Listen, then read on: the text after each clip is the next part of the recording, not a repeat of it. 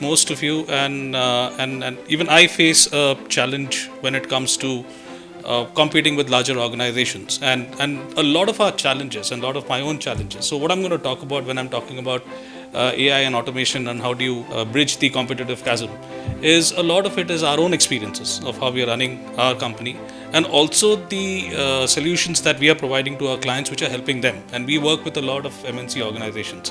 What are my fundamental challenges? My fundamental challenge is, first is the cost. The cost of doing business is a massive issue for me, right?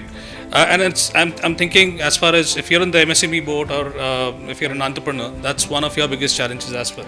Second is the risk of not being in the market at the right time, in the right market at the right time. That's my second biggest challenge. And it's not necessarily in the order, but it's a lovely model, so I use this as a model. And third is the ease of doing business. How easy is it for me to do business? How easy is it for my customers to access my solutions? How easy is it for me to reach my customers, no matter where they are? And the fact is, today we are a global economy. We can no longer say that Pune is my market, or Maharashtra is my market, or India is my market, or maybe Asia is my market. I mean, that will be a big miss. It's actually the entire global landscape that is our market, and that's what we should be exploiting, right? And it doesn't matter whether I'm in learning and development, or I'm in gamification, or I'm in technology, or for that matter, I'm in manufacturing or healthcare. It's the globe which is actually my market space. Then is the scale. The other biggest challenge that I face is when I have my solutions, and it could be a product, it could be a solution, it could be a service, it could be a consulting framework. How do I scale it? Scale is my next big challenge, and last of it is what I call as the time. And where do I find the time to actually grow my business and move faster when I have a whole lot of operational issues to look after, right? These are my fundamental challenges that I'm facing, and I'm sure a lot of it you guys are also facing as MSME. But this is just about the right time, and there's no time to crawl anymore, because AI doesn't let you crawl. This is the right time. You jump in and you just go with the flow, because it can really move you at a really rapid pace.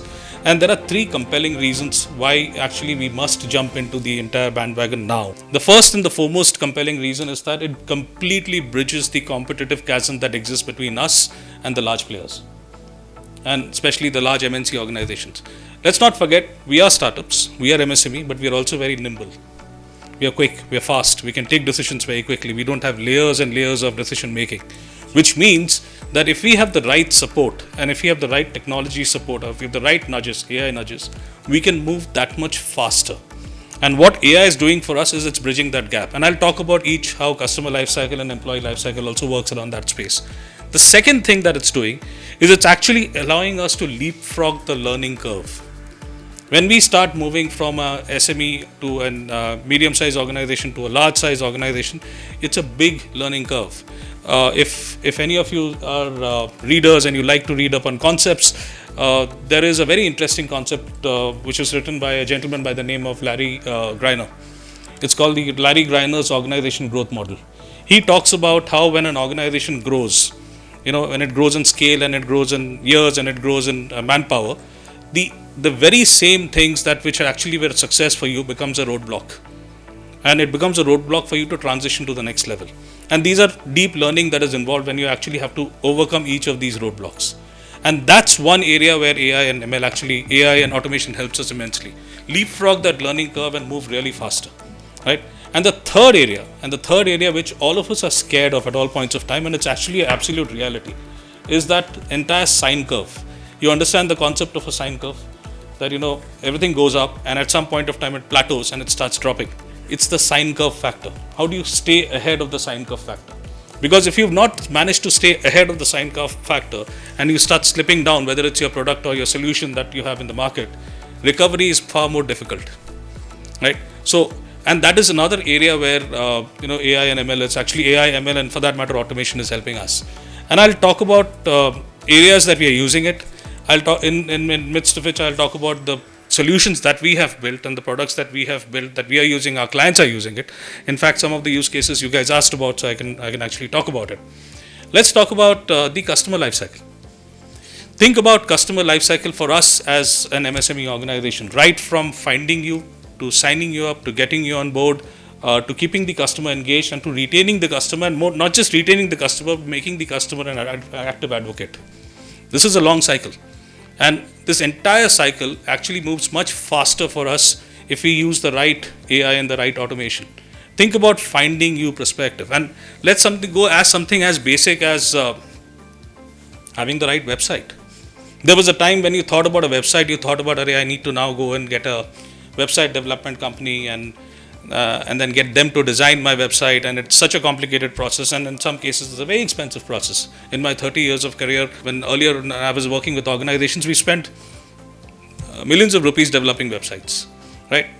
But today, each one of you sitting down with a concentrated effort overnight can build your own website. WordPress, it does everything for you. As simple as that. It's not really a rocket science anymore. Just think about how fast you can move. It's just about applying yourself. Second, think about, how do I find my customers? Now that's my biggest challenge. How do I get the leads to start coming in? Now look, what we've done, this was a big problem for us. Now, as an MSME or as a small enterprise, I don't have the kind of budgets to advertise which a large organization will have.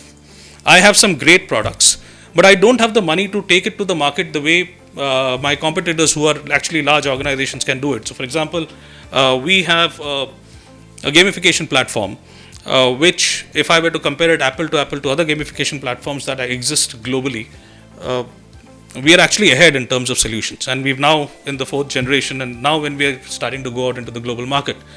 But can I compete in terms of advertising budgets when it comes to, let's say, a Cubicall or a Gamify or a Game Entity, which are possibly the largest gamification platforms in the world? I can't if I look at advertising budgets. But today, am I getting leads coming in to me on a daily basis? And my team is actually, my inside sales team is having conversations with clients based out of Mexico. We've just got a client out of Mexico. We've just opened up 2 clients from South Africa. We've opened up 1 client from US. We're opening up 2 clients from Middle East. And then of course we've got Indian clients. And I don't have a sales team sitting in any of these countries. My sales team sits here in Pune. All conversations are happening from Pune. But the leads are coming in. I mean, how are the leads coming in? And that's where, if you use, let's say, the entire social media marketing, and it's no longer a rocket science. That's also become very simple. You don't really need to have a very expensive consultant who comes and sits with you and says that, hey, you know what, I'm going to give you this absolute enlightening session and suddenly the world will open up for you from a social media perspective. No. We've got a 21-year-old girl who's sitting with us, and she's turned it around for us like this. That's it. You just need to have, and use that as a lever. We've moved really, really fast. Now, let's see the other challenge when we talk about a customer lifecycle, when we're onboarding the clients. When you're onboarding the clients, you really need great proposals to go, offers to go. And when you're actually making let's say you're actually, some of our proposals that go up to maybe $100,000. And when you're sending a $100,000 proposal, you can't be sending a 1-page document. Everybody loves to say that, say what you want to say in 1 page, and I should be able to see everything in 1 page. But it doesn't hold true when a proposal comes to you. When a nicely written, thick proposal comes to you, लगता है कि अरे हाँ महंगा ही होगा, है ना? So, and that's exactly what you wanted. Now, but writing those documents. Now, can I afford to have experts sitting in, or can I personally be sitting down and writing all my documents, or do I have that large a team which can do it? No, I can't. It's just not possible for me. I'm not that large yet, right? But ChatGPT does a fantastic job for me. I'm using it, and it does an absolutely brilliant job for me. It doesn't take away my thinking. I think there was one discussion here. ChatGPT, children have stopped studying because there's ChatGPT. It's an interesting debate. Honestly, I completely am on your side. But having said that, when you think about it, same was the problem when computers came in. Parents script, children have stopped writing. They're typing. When smartphones came in, parents said children have stopped reading books. They're all reading everything on a smartphone. Now, I'll give you a live example of what's happening in our office. A lot of our technology development, in fact, it's an 80-20 model, 80% of our technology development happens internally. Now, whether it is my sales team or it is my development team, when they are working, they're actually going a lot to ChatGPT to get quick solutions. My initial response when I started seeing them using ChatGPT was to go and tell them that, boss, don't outsource your thinking. क्या कर रहे हो यार, सब कुछ के लिए ChatGPT पे क्यों जा रहे हो? Then I realized that's something that they would take probably 45 minutes to an hour to solve, brainstorm, figure out, find solutions. They're able to do that in 5 minutes, 10 minutes. That allows them 54 50 more minutes to think ahead, think faster, take the thought process to the next level.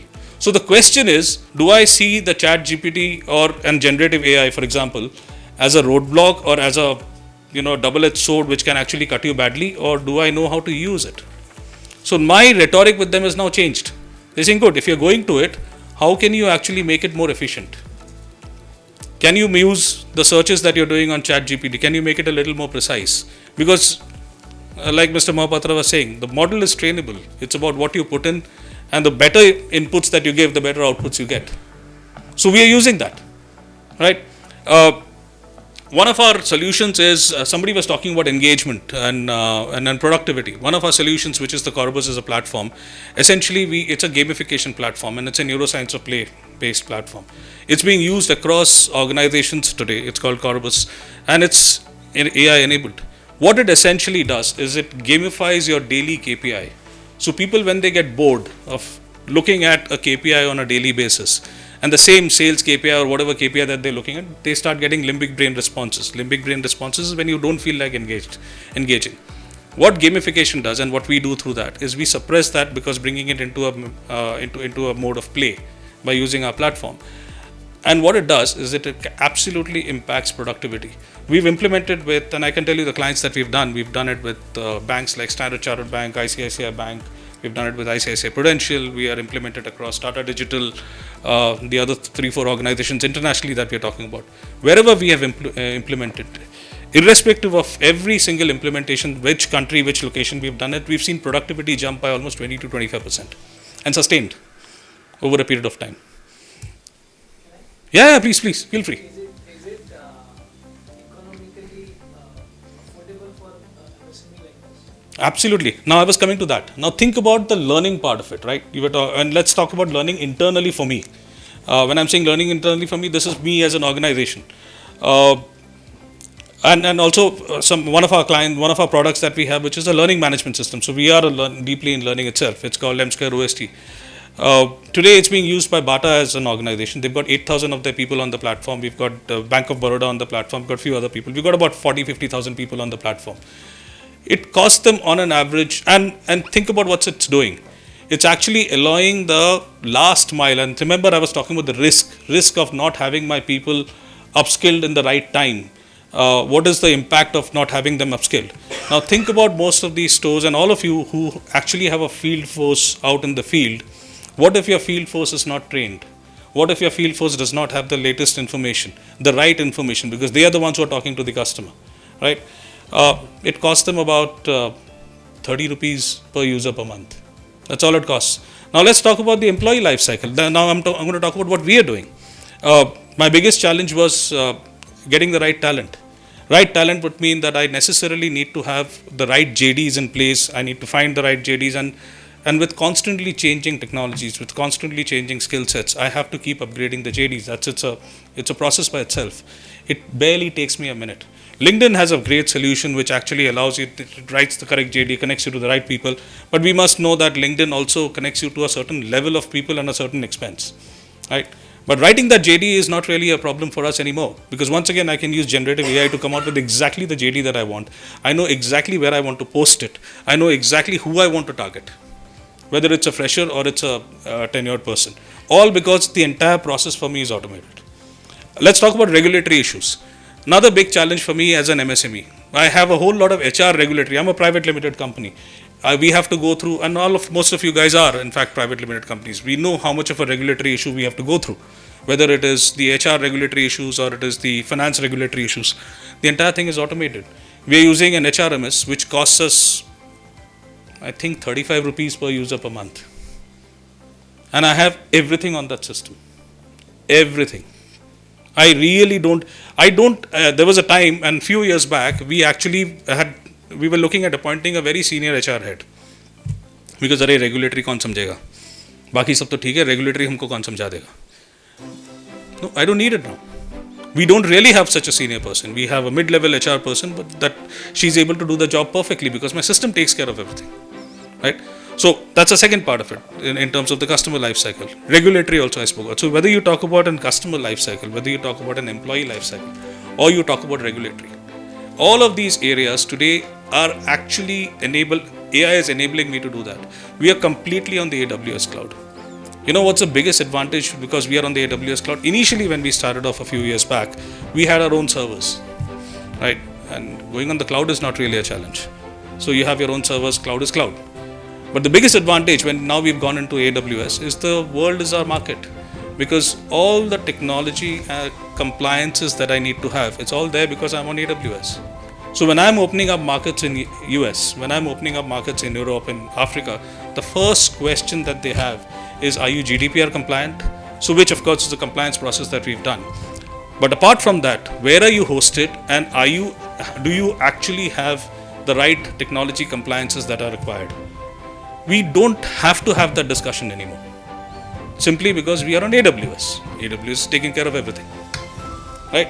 So now, whether it is AWS, if you're on Oracle, essentially it's the same thing.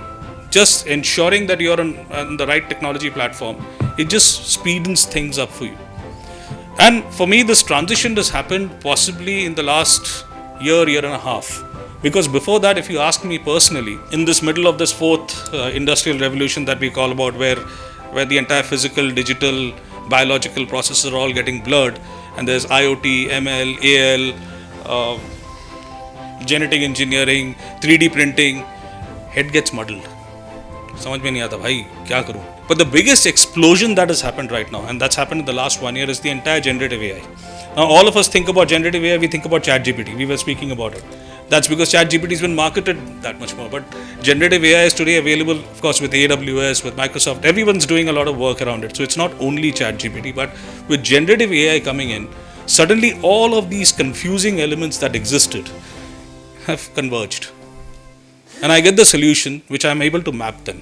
So if you think about it, my entire employee lifecycle and my customer lifecycle, while I could be using disparate factors to speeden up the process, it's very simple for me to link them and make them one uniform process. So the reason I'm actually sharing this story with you is, or sharing all of these experiences with you, is because as MSME and SME, one of the biggest challenges that we always constantly keep thinking is, how do we compete in the larger market? That's a fear that we don't have anymore. Because with AI and automation, a lot of the mundane work that we had to do, a lot of operational work that we had to do is taken care of. That allows us humongous amount of time to think, to innovate, to move faster, and concentrate on what is core. What is my business? If my business is learning and development, I want to concentrate on learning and development.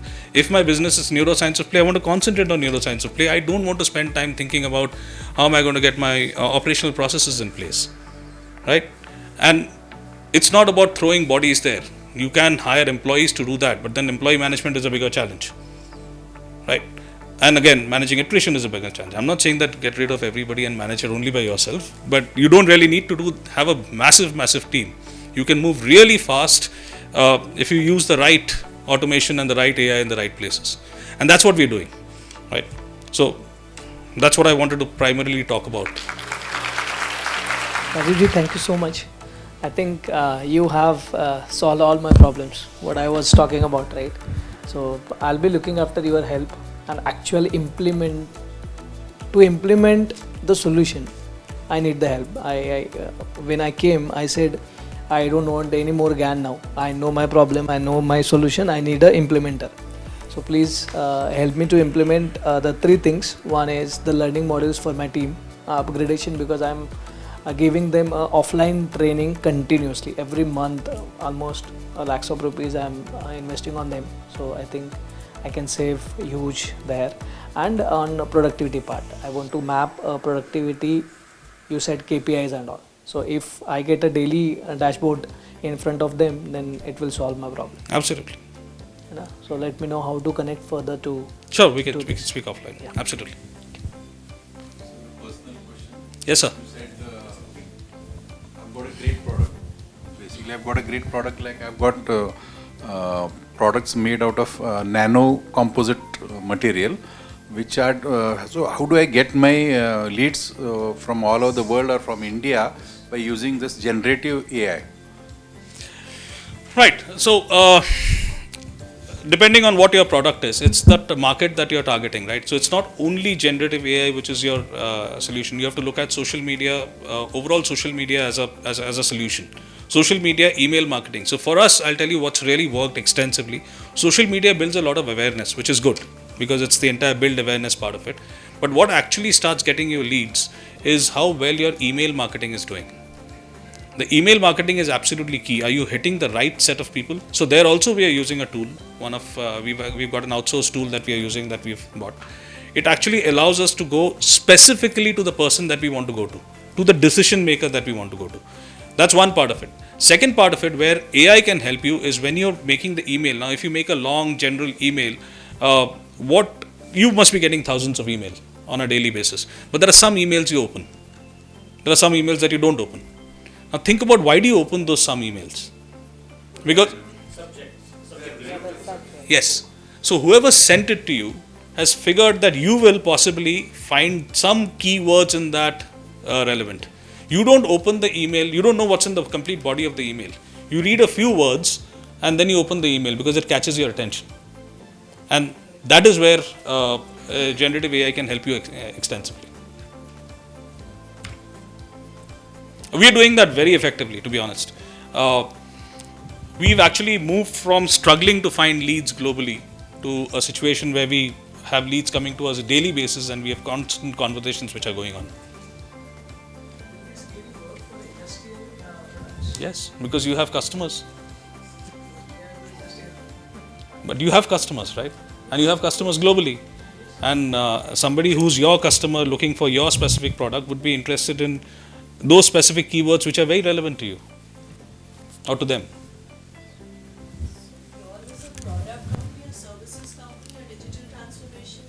We are a combination of a services and a products company. We have our own platforms. We also make physical products, by the way, gamification. And we are services because I'm also a coach. He said he does coaching. So we are services because we do a lot of consulting, learning and development work. So we do a lot of e-learning development. We do a lot of learning, instructional design work. And we also do training work for large organizations, largely. But now we've opened it up to the entire SME segment. Sorry, I think you had one specific question that caught my attention. It was about learning and how else it can help you. So if you think about learning, there are 3 stages of learning, right? One is the building awareness, when I build awareness about the content per se. Second step is deepening the understanding, when I get a deeper understanding of the particular content. And third is embedding the learning or displaying sustainable behavior. Any learning that does not get converted into a specific action or a behavior is wasted, right? So that's where the entire AI can actually help you. You had a specific, very, very specific question about how can I use it in coaching.